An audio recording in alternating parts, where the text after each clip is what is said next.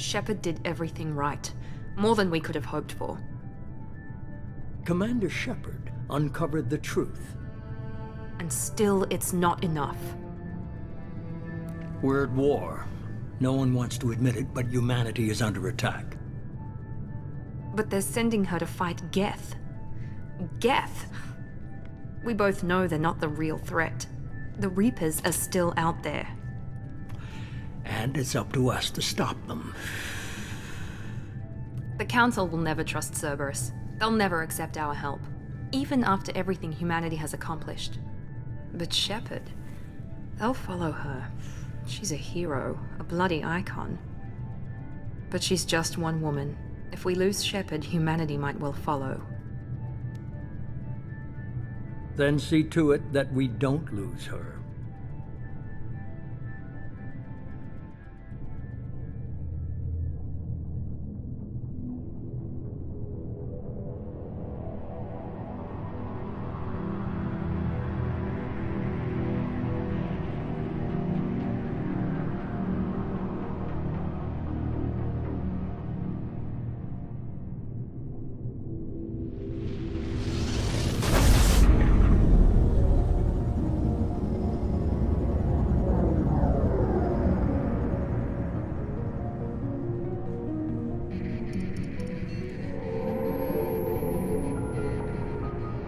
Disengaging FTL drives. Emission sinks active. Board is green. We are running silent. We're wasting our time. 4 days searching up and down this sector, and we haven't found any sign of Geth activity. 3 ships went missing here in the past month. Something happened to them. My money's on slavers. The Terminus system is crawling with them. Picking up something on the long-range scanner. Unidentified vessel. Looks like a cruiser. Doesn't match any known signatures. Cruiser is changing course. Now on intercept trajectory. Can't be. Stealth systems are engaged. There's no way a Geth ship could possibly... It's not the Geth. Brace for evasive maneuvers!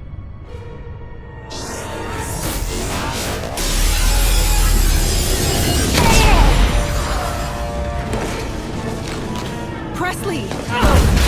Kinetic barriers down. Multiple hull breaches. Weapons offline. Somebody get that fire out.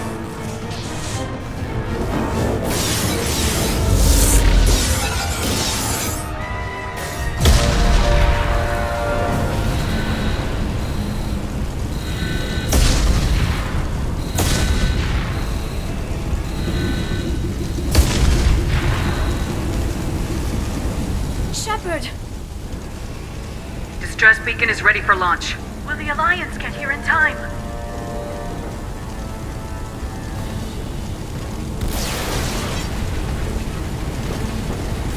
The Alliance won't abandon us. We just need to hold on. Get everyone onto the escape shuttles. Joker's still in the cockpit. He won't evacuate. I'm not leaving either.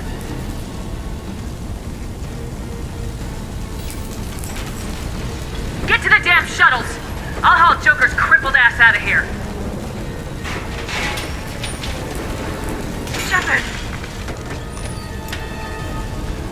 Get the hell out of here!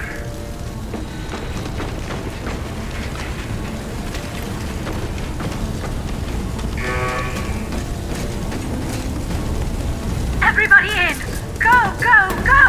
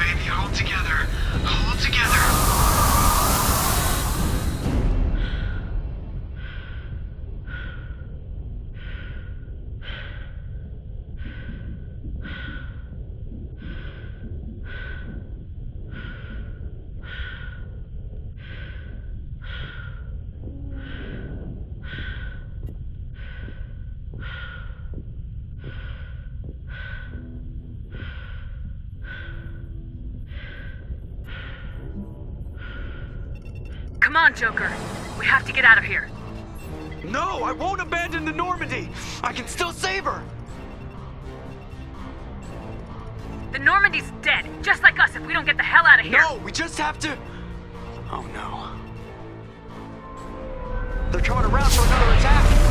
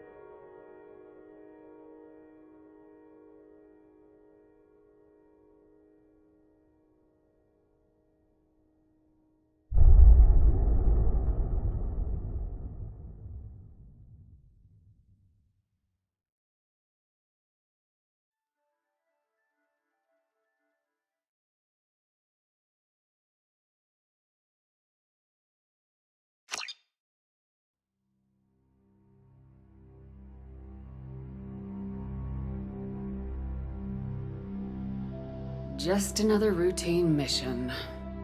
Why do they always say that before a mission? Of course it's routine, you haven't done anything yet. It's everything that happens along the way. The choices you make, the paths you choose, that turn the routine into anything but. Of course, that's how it started. A routine mission, answering a distress call. And look where that got me. We were testing out the Normandy, Captain Anderson's new ship, when the distress call came in. An Alliance patrol on Eden Prime had been attacked.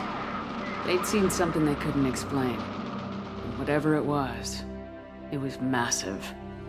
I hit the ground with my lieutenant, Caden Alenko. A good kid, loyal, by the book, with a talent for biotics. We came across the lone survivor of the patrol, Gunnery Chief Ashley Williams. A soldier to the core. Tough, disciplined, ready to take on whatever came her way. Ashley joined up with us and took us to the spot where she lost her squad. That's when we saw it. The ship. Like nothing I'd ever seen. It was massive, scorching the colony and everything around it as it blasted away. We followed the path of destruction to an artifact, a beacon left by a long-dead race called the Protheans. The colony had dug it up, and whoever attacked them had tried to take it. Lieutenant Alenko made the mistake of getting too close. Hit him with some type of energy. I grabbed him and threw him out of the way. That's when it hit me. Hard. Every muscle in my body went rigid. I couldn't move, could barely breathe. Everything went black. And then I saw something. A vision. Dream. A nightmare. By the time I woke up, we were halfway to the Citadel on our way to meet the Council. I was expected to explain what I'd seen. Anderson came along. So did Udina, our political representative on the Citadel. With those two heavyweights, it seemed reasonable we could persuade the Council that the ship we'd seen was a potential threat. As was the individual behind the attacks. The main suspect for the Eden Prime massacre was a Turian Spectre named Saren. He'd been seen by one of the survivors from the colony at Eden Prime, and there was some evidence to suggest that the ship was connected to Saren. But even Udina's pointed accusations weren't enough to convince the Council. They just couldn't believe one of their chosen elite specters could be guilty of something like that. They needed proof, which meant I needed proof. Fortunately, I wasn't alone in my search. Garrus, another Turian, wanted to help. A top agent for Citadel Security. Despite orders from his superiors that he shouldn't get involved, he told me he was suspicious of Saren and he had some useful leads. More importantly, he was willing to share them. That led me to Rex, the biggest, nastiest looking Krogan bounty hunter I'd ever seen. He turned out to be more than just a brute. It was his intel that led us to a fugitive with incriminating evidence on Saren. The fugitive turned out to be an energetic little Quarian named Tally. A tech expert with a knack for hacking, she'd procured some information on Saren. Evidence that proved Saren was dirty. Tally's evidence proved that Saren was responsible for the massacre on Eden Prime, and the immense warship we'd spotted was in fact Saren's flagship. But it went much further. Saren was trying to find a way to bring back a race of sentient machines from dark space. Machines allegedly responsible for cleansing the galaxy of all organic life. These Reapers were blamed for wiping out all life 50,000 years ago, including the Protheans, and disappearing back through the mass relays to dark space, leaving no trace that they'd ever been. That explained why Saren was after the beacon, and it made some sense out of my visions, but not much else. We couldn't convince the Council that the Reapers were a threat, but they agreed Saren had to be stopped. They stripped him of his Spectre status and gave me the honor of becoming the first human Spectre. My first task? Bring down Saren. Anderson decided to stay behind, giving up his ship, the Normandy. He told me I'd need it more than he would. He also pointed me in a direction. Liara. A Prothean expert, adept in biotics, and maybe most importantly, daughter of Benezia, Saren's top lieutenant. And like most Asari, as beautiful as she is intelligent, and born with a unique ability to meld with other species, Liara was able to help me decipher some of the vision the beacon had given me. Nothing concrete, but it gave me some clues. And a new appreciation for the Asari. Her technique for accessing my vision was unexpected, but not at all unpleasant. Caden was a little concerned about the connection I shared with Liara. As commander, I knew either relationship had the potential to interfere with the mission. I told Liara about how I felt. Apparently, she felt it too. But we agreed we wouldn't let it get in the way of our mission, finding Saren. Thanks to Liara's help, we had our next lead, Benezia. Saren had taken her to Noveria, where he'd enslaved the queen of a dangerous race of insect-like creatures, the Rachni. He ordered Benezia to use the same technique Liara had used on me to extract information from the Rachni Queen. The Queen's drones were everywhere, and they were not happy. We had to fight through hundreds of them to get to Benezia. By the time we arrived, Saren was gone, with the information. I tried to reason with Benezia, but Saren had indoctrinated her. He had somehow acquired the ability to control people's actions and wills. Benezia wouldn't surrender, and Liara was forced to watch her mother die in her arms. And I was left with an angry, dangerous Rachni Queen to deal with. She claimed her drones would do no harm if I released her. But the Rachni had terrorized the galaxy before. I couldn't do it. I wouldn't doom an entire species for past sins. And the Queen was true to her word. She left and took her army of drones with her. With Saren's top lieutenant dead, he was quickly running out of time and places to hide. I tracked him down at his base on Vermeer, but we soon learned it was more than a base of operations. It was a breeding ground. Saren was breeding an army of Krogan. He'd found a cure for the genophage, a disease inflicted on the Krogan to prevent them from breeding and taking over the galaxy.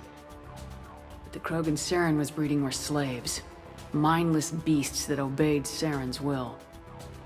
I had to destroy the base and all its research. Rex disagreed. Violently. Rex wanted the genophage cure for his people. I tried to convince him to help me destroy it, that these Krogan weren't real. But he wouldn't back down. Fortunately, Rex is smarter than he looks. He realized this wasn't the way to help his people. and that Saren was the real threat.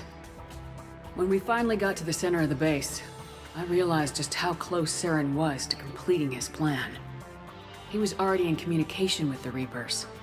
Sovereign, Saren's flagship we'd all assumed was just a ship, was a Reaper. It spoke to me, threatened me.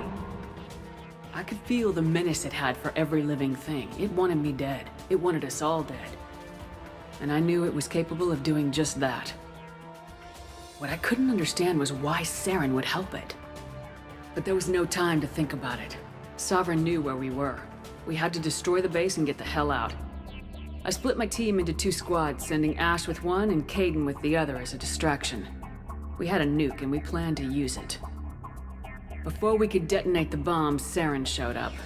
We fought. I stalled him to make time for my team. And in talking to him, I realized the truth. It wasn't Saren who was indoctrinating everyone. It was Sovereign, the Reaper. And Saren was in deeper than all of them. He tried to convince me he was still in control. Said he'd found a way to reduce the Reaper's influence, but he was kidding himself. Or believing the lies Sovereign was telling him. Before I could convince him to stop, he ran, leaving me just seconds to extract my squad mates. I tried, but it wasn't fast enough. I could only save one of them.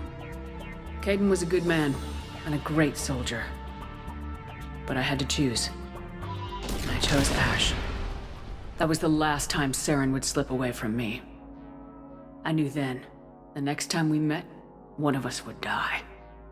With my team mostly intact, we chased Saren and his army to Ilos, a long-lost planet that had once belonged to the Protheans.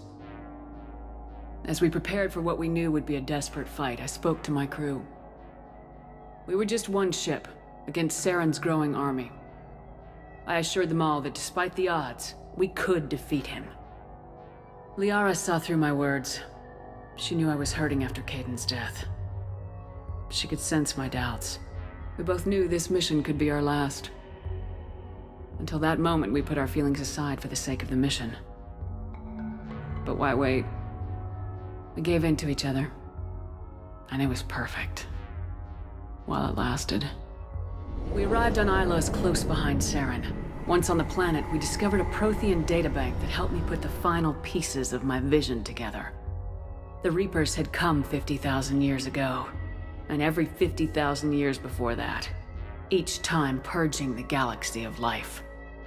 The Protheans had fought and died like every species before them, but a few survived long enough to leave a parting gift. The Protheans had discovered that the Citadel was the key to controlling the mass relays. By sabotaging the Citadel, they found a way to close the relays to dark space, slowing the Reapers' return, giving us the time we needed to find a solution to stop the Reapers once and for all. Saren knew this. He was leading his army to take control of the Citadel and re-establish the relays to dark space, bringing the waiting Reapers here to destroy us all. We followed him to the Citadel. It was intact, but heavily damaged. He'd caught the Council fleets by surprise, and they were only now regrouping. And with Sovereign as his flagship, there was little hope that the fleets could counterattack with enough strength to take back the Citadel. But Saren was done running, and I was done chasing him. As the Alliance and Council fleets battled Saren's army outside the Citadel, I cornered the Turian bastard in the Citadel tower and confronted him. He died believing that the Reapers would save him. As I fought to regain control of the Citadel, the Council's flagship, the Destiny Ascension, fell under attack. Despite Saren's death, Sovereign and Saren's army continued to fight. The Council was aboard the Destiny Ascension and they were requesting assistance. But I knew in order to help them, I would have to put our human Alliance fleet in jeopardy. The Council could be replaced. The fleets were needed here and now if we were going to defeat Sovereign. Even with the Citadel back in my control, Saren defeated and the Normandy leading the combined galactic fleet. The battle against Sovereign, a single Reaper, was relentless. It took the combined fleets of humanity and the other races, but in the end, Sovereign fell. But the costs were immense. While humanity's efforts in the war earned us our first seat on the Council, it was a hollow victory. The Reapers were still out there. I knew the fight was far from over, but As the one who'd led the fight against Saren, I was given new responsibilities. The choice of humanity's first counselor was left to me to decide. On the one hand, Udina, the lifetime politician. Ruthless and ambitious, he would easily navigate the political landmines that would soon be placed before him. The other choice, Captain Anderson, the career soldier. Tough but fair, but a friend, and someone I could trust. Both great leaders in their own right. Anderson didn't want the job, which was a sure sign he'd be perfect for it. No ambition to get in the way. The war was over. The threat had passed. In time, the Council would rebuild itself. The Citadel could be repaired. Even the pain of lost friends would fade. But none of that mattered if the Reapers were still out there. And if they were all as powerful as Sovereign, we had to find a way to stop them.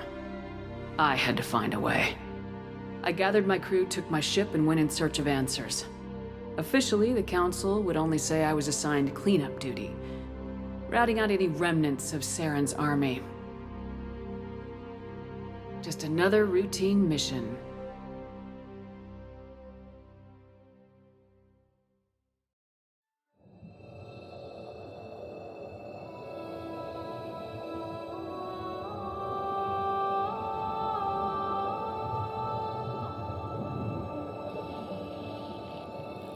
Commander Sheppard has been recovered. The Lazarus Project will proceed as planned.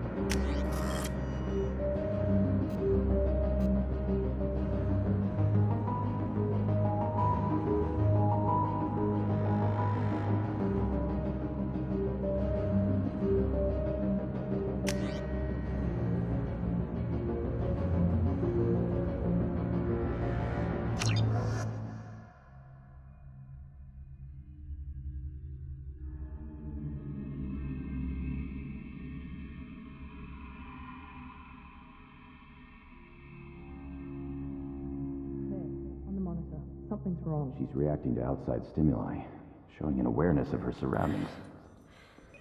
Oh my god, Miranda. I think she's waking up. Damn it, Watson. She's not ready yet. Give her the sedative. Sheppard, don't try to move. Just lie still. Try to stay calm. Heart rate's still climbing. Brain activity is off the charts. Stats pushing into the red zone. It's not working. Another dose. Now. Heart rate dropping. Stats falling back into normal range. That was too close. We almost lost her. I told you your estimates were off. Run the numbers again.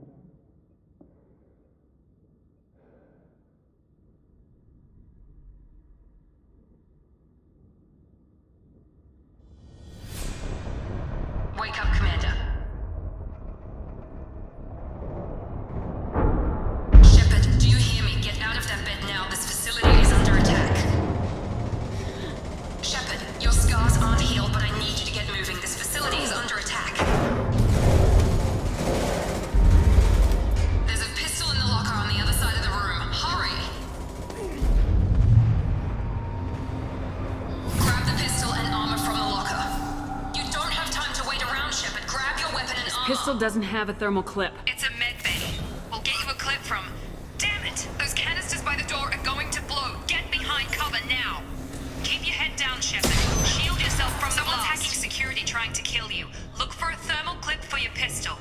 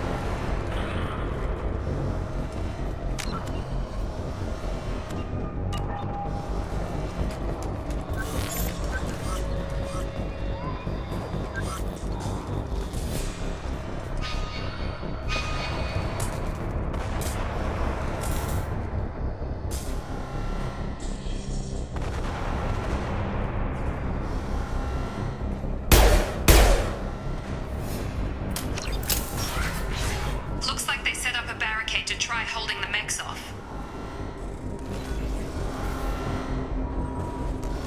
Look out!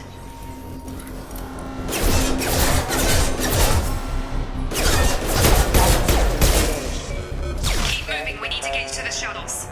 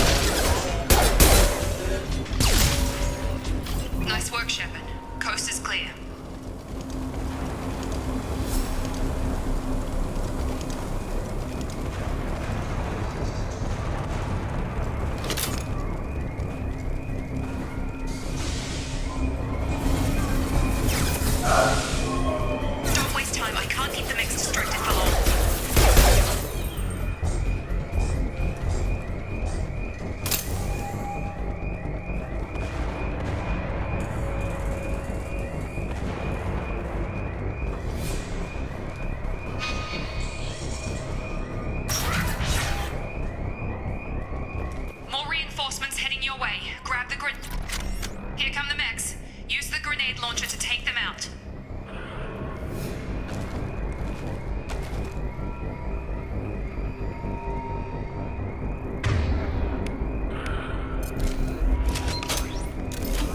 They've seen us.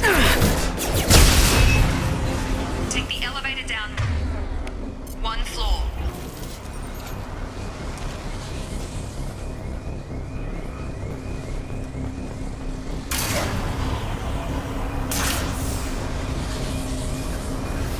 Hurry! Get to the door! Run!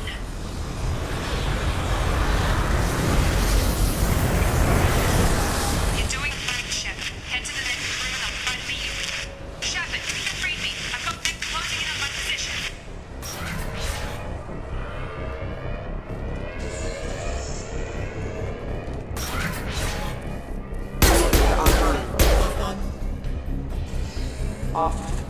My unhostile forces have engaged.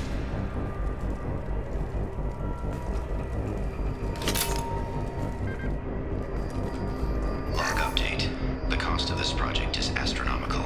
Over 4 billion credits so far. But nobody seems to care that we've gone over budget. I don't know where the boss gets all his money. Maybe it's better not to know. I just wish he'd kick a little more in my direction once in a while. Progress is slow, but subject shows signs of recovery. Major organs are again functional, and there are signs of rudimentary neurological activity. In an effort to accelerate the process, we've moved from simple organic reconstruction of the subject to biosynthetic fusion. Initial results show promise.